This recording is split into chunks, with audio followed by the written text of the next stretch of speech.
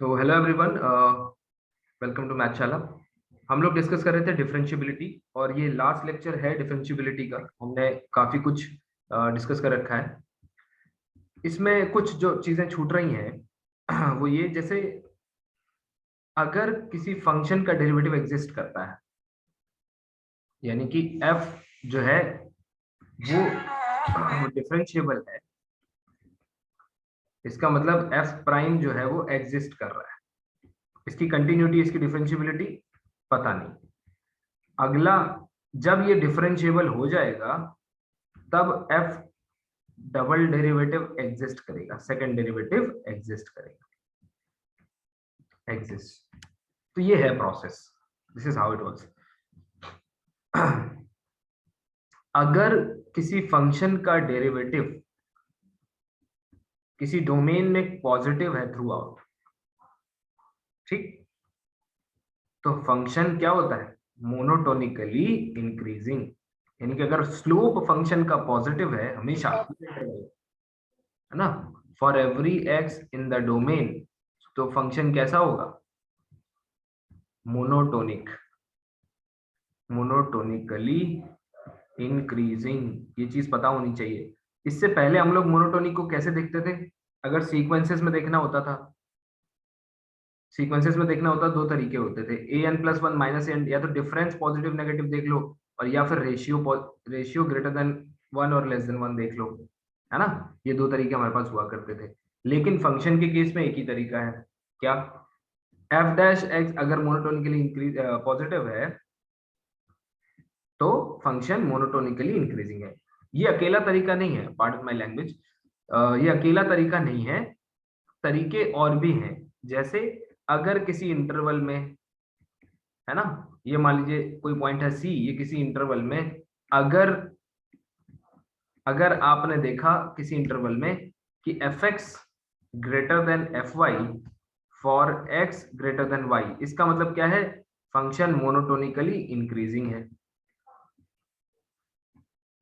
Monotonically increasing है, ठीक। और अगर अगर ये लिख के आ गया कि f x greater than f y for x less than y, इसका मतलब क्या है भाई? इसका क्लियर मतलब है कि फंक्शन मोनोटोनिकली डिक्रीजिंग है। क्यों?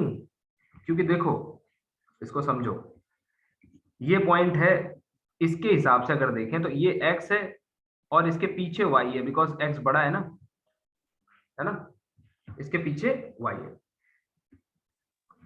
बिल्कुल सर।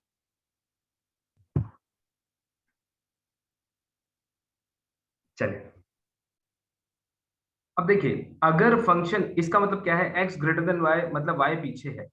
फंक्शनल वैल्यू अगर f की, इसकी बड़ी है और इसकी छोटी है, इसका मतलब क्या होगा? कि फंक्शन मोनोटोनिकली इंक्रीजिंग है, इंक्रीज कर रहा है। समझ पा रहे हैं? सिमिलरली अगर यहाँ पे देखिए, ये left hand side f x greater f y ये सेम है, लेकिन अगर इसको उल्टा कर दिया हमने, यानी कि अब इसके लिए किसकी बात हो रही है?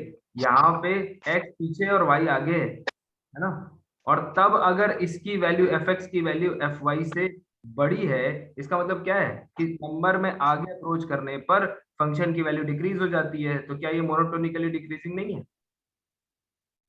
बिल्कुल सर। है ना। तो इस तरह से आप अंदाजा लगा सकते हैं। तो एक ये भी क्राइटेरिया है, क्योंकि गलती से मैंने बोल दिया ओनली क्राइटेरिया, इसलिए इसको जस्टिफाई कर। अब देखिए, यहां से आप पकड़ पाते हैं, अगर डेरिवेटिव पॉजिटिव है तो मोनोटोनिकली इंक्रीजिंग। सिमिलरली अगर डेरिवेटिव नेगेटिव है तो मोनोटोनिकली डिक्रीजिंग हो जाता है, मोनोटोनिकली डिक्रीजिंग हो जाता है, ठीक है, अगर डेरिवेटिव डिक्रीज आपका लेस देन जीरो, ठीक है। तो ये एक जानकारी है जो जरूरी है डेरिवेटिव्स के बारे में। एक और चीज है, उसके लिए मैं आपको पढ़ाता हूं, कॉन्वेक्स सेट। देखिए, कॉन्वेक्स सेट क्या होता है? अगर आपने दो पॉइंट लिए उस सेट के अंदर, x और y belong to the set S, then alpha x plus beta y belong to S। आपको वेक्टर स्पेस की याद आ जाएगी, हाँ।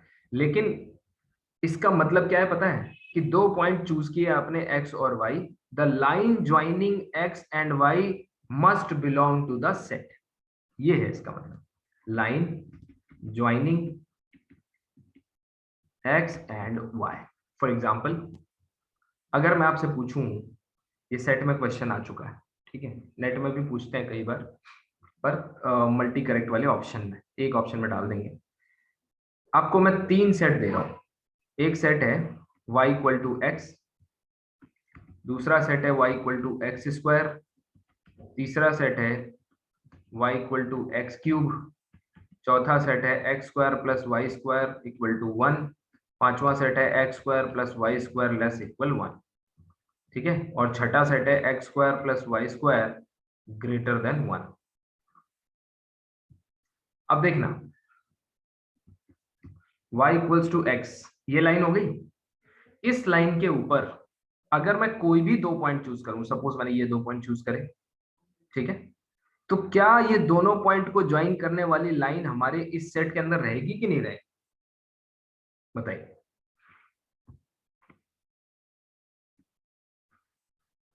आप समझ रहे हैं क्या पूछ रहा हूं?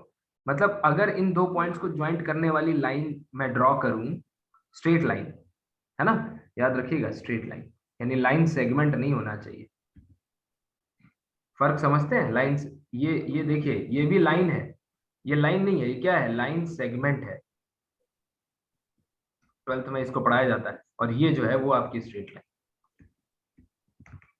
तो लाइन सेगमेंट जो है वो दो तीन या एक से ज्यादा लाइंस को मिला के बनता है, वेरएज लाइन जो स्ट्रेट लाइन होती है वो एक सिंगल लाइन। अब देखिए इसको और इसको मिलाया, आप खुद सोच सकते हैं, विजुअलाइज कर सकते हैं कि इसको मिलाने पे जो लाइन बनेगी वो इवेंचुअली इसी लाइन के ऊपर आ जाएगी। यस और नो? Yes sir. तो ये सेट कॉन्वेक्स हो गया, जी।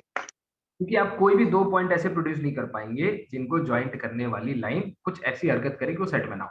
y equals to x square, ये है। आपने कहा सर मैं दो पॉइंट चूज करूंगा, कौन सा, ये और ये। मैंने कहा कोई भी चूज कर लो, इनको ज्वाइंट करने वाली लाइन हमेशा सेट से बाहर हो जानी है। देखो इसको चूज कर लो, अगर कोई भी दो पॉइंट ये और ये चूज कर लो, ये देखो ये लाइन बाहर हो गई, ये आप कहेंगे सर ये तो इसके अंदर ही है ना, बाहर कहाँ हो रही है। मैंने कहा देखो अंदर या बाहर से मतलब नहीं है, बिलोंग करनी चाहिए, है ना। Straight line joining x and y must belong to the set, clear है, मस्ट बिलोंग टू सेट। तो क्या ये वाली लाइन जो आपको ये बीच में दिख रही है, ये दो पॉइंट्स को जोड़ने वाली, क्या ये लाइन इस पैराबोला के ऊपर है? यस और no? No sir, no sir. Convex set. Similarly x cube graph बनाएंगे, है ना। देखो ग्राफ का नॉलेज जितना अच्छा होगा आपको, आपकी आधी एनालिसिस तो ऐसे ही सॉल्व हो जानी है। तो ग्राफ का नॉलेज आप ग्राफ रेगुलरली देखा करो, इसको देखोगे गड़बड़ है, ये पॉइंट और ये पॉइंट उठाओगे तो लाइन जो है वो कुछ ऐसी दिखेगी, ये भी नॉट कॉन्वेक्स। जब आप इसको, अब आपको बताना है x square plus y square equal to 1, ये आप बताएंगे कॉन्वेक्स है कि नहीं।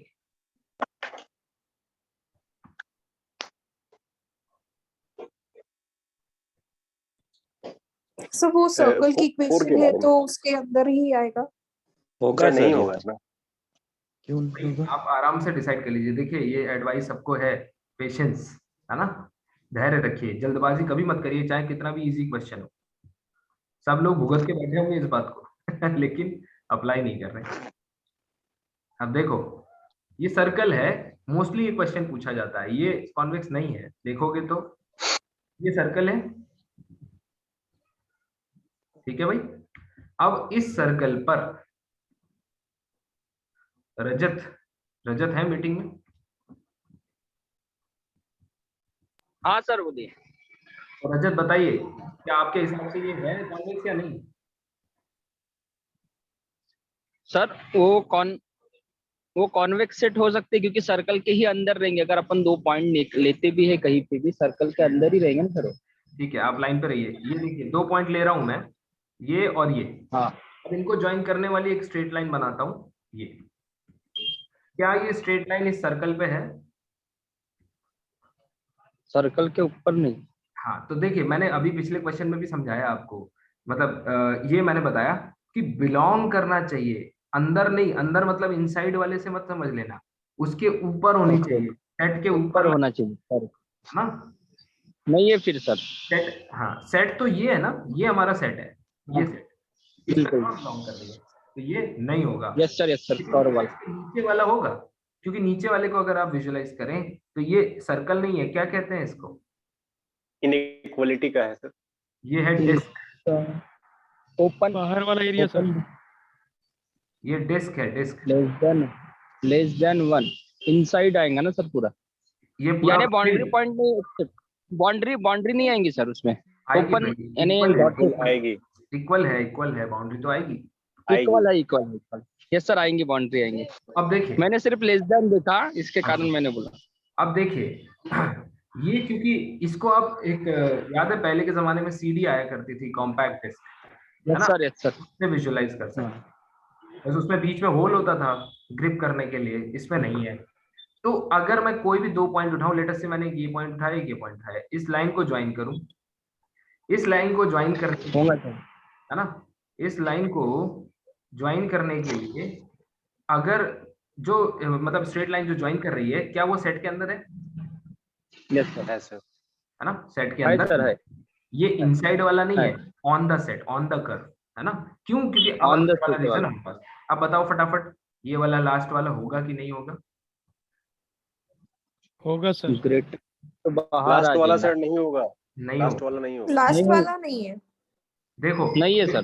देख लेते हैं, देख लेते हैं, देख लेते हैं। बाहर का एलिमेंट। अब देखो, ये सर्कल है, डॉटेड इसलिए बनाया Yes. कि ओपन रखना है, ये बाहर वाला रीजन है, ये है भाई बाहर वाला रीजन। तो बहुत क्या लग रहा है कि कोई भी लाइन मैं पिक करूं, वो लाइन इसके अंदर रहेगी। अगर मैं कोई 2 पॉइंट पिक करता हूं, सपोज ये पॉइंट और ये पॉइंट, क्या मुझे बीच में से नहीं जाना पड़ेगा, यस सर, तो नहीं होगा सर। तो ये नहीं होगा, ठीक है। तो इस पे क्वेश्चन पूछा जाता है कॉन्वेक्स सेट पे, कॉन्वेक्स सेट। अब इससे मिलता जुलता, चलो कॉन्वेक्स सेट की बात हुई है, एक कॉन्सेप्ट और पढ़ा देता हूं आपको, कॉन्वेक्स हल। फटाफट बताओ कितने लोगों ने इसका नाम सुना है, कॉन्वेक्स हल, ओआर जिन्होंने पढ़ा होगा उन्होंने सुना होगा, सुना है किसी ने, रेज योर हैंड, पुराने बच्चे नहीं, नए बच्चे। No sir. चलिए पढ़ते हैं, कॉन्वेक्स हल का मतलब क्या है। अच्छा एक बात बताइए, क्या ये सर्कल कॉन्वेक्स है, नहीं है, नहीं लेकिन अगर मैं इस सर्कल को कॉन्वेक्स बनाना चाहता हूं तो मुझे क्या ऐड करना पड़ेगा, सर, इनइक्वालिटी अंदर का पूरा ऐड एलिमेंट करनी लेना पड़ेगी। अंदर, पड़ेगा। अंदर का पॉइंट ये ऐड करना पड़ेगा, ये सेट ऐड करना पड़ेगा इसमें, यस सर। है ना। अगर मैं इससे ऊपर का भी ऐड कर दूं, सपोज मैंने ये स्लिट बना दी ये, तब भी तो कॉन्वेक्स हो गया। लेकिन आप कहेंगे सर ये एक्स्ट्रा, ये वाला तो अननेसेसरली ऐड किया है, क्यों, बिना इसके भी तो कॉन्वेक्स बन रहा है ना। ये देखो, ये तो वही बात हो गई कि Q को एक्सटेंड, फील्ड एक्सटेंड करनी है तो Q से सीधा C पे एक्सटेंड कर दिया। अरे जब Q से Q√2 एक्सटेंशन फील्ड में रूट मिल रहा है तो Q C तक जाना है ना। तो मिनिमम ऐसा स्मॉलेस्ट सेट जो किसी नॉन कॉन्वेक्स सेट को कॉन्वेक्स बना दे, वो उस सेट का कॉन्वेक्स हल कहलाता है। यानी सर्कल का कॉन्वेक्स हल कौन है, ये सेट है ना। तो कॉन्वेक्स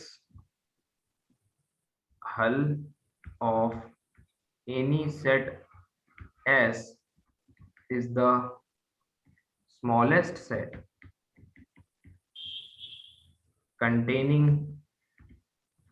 S, तो यानी कि सबसे पहले तो उस सेट को कंटेन करे, and convex in itself, convex होना चाहिए, ठीक। एग्जांपल, कॉन्वेक्स हल of circle is the set x comma y belong to R2 such that x square plus y square is less equal 1, यानी is disk, that is unit disk,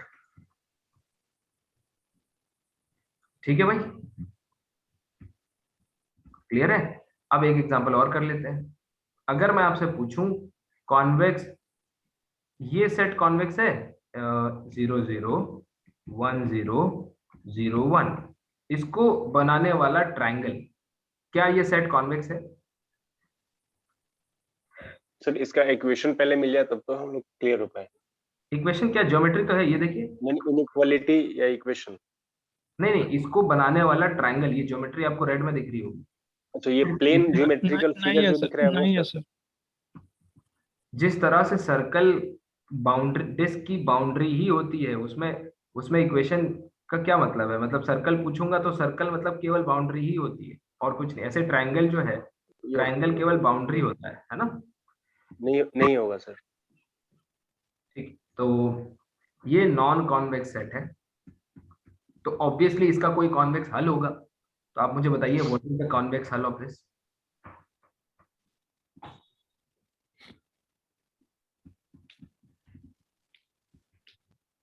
convex हल क्या sir होगा? उसके एक circle में area को बना ले लेंगे सर। सर, एक ट्रिंगल लगा क्या कर देंगे?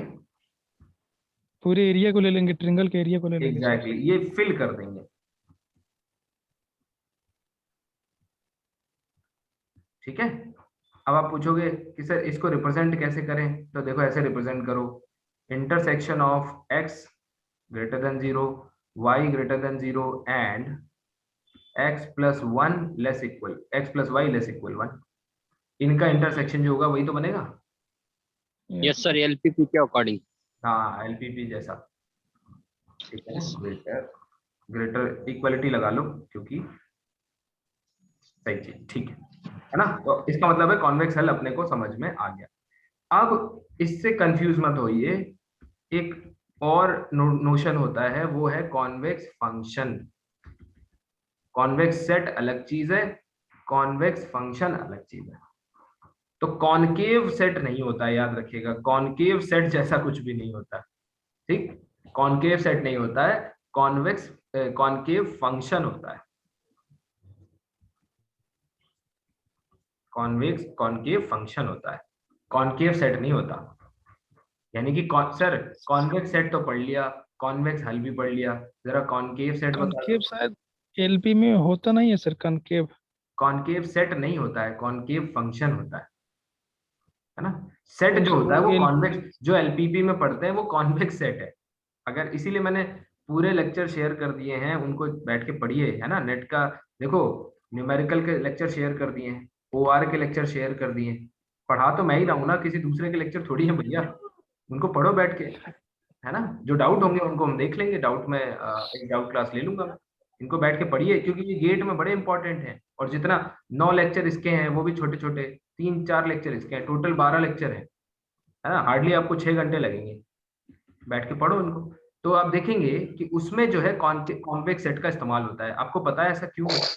ऐसा इसलिए होता है कि एलपीपी का जो रीजन बनता है, जिसको ऑप्टिमल रीजन कहते हैं, ऑप्टिमल रीजन हमेशा कॉन्वेक्स सेट होता है।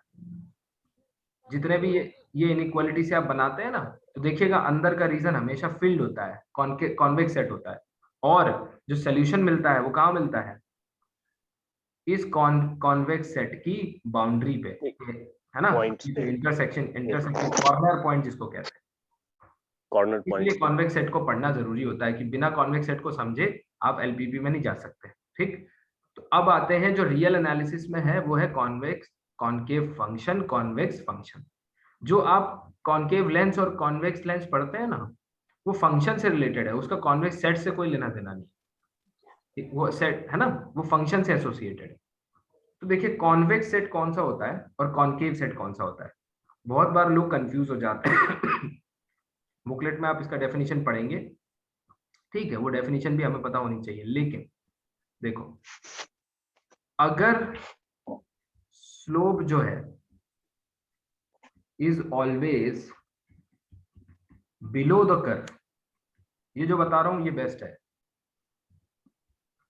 Implies convex function.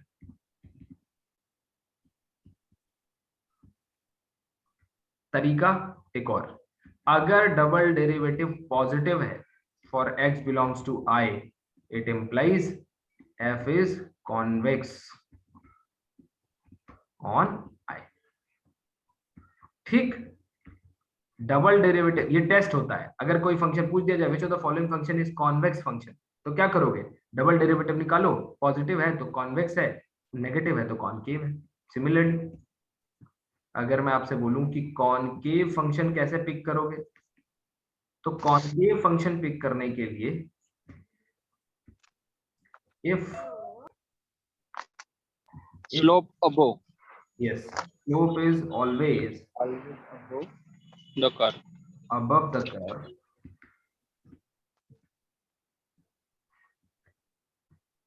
Convex sorry concave function. ठीक, और इसका टेस्ट क्या है, डबल डेरिवेटिव का नेगेटिव होना। तो इफ डबल डेरिवेटिव, तो फर्स्ट डेरिवेटिव से क्या निकलता है, मोनोटोनोसिटी, और सेकंड डेरिवेटिव से क्या निकलता है, कॉन्वेक्स और कॉनकेविटी, f is concave on I। ठीक, इतनी बात क्लियर है, पहले ये बताइए।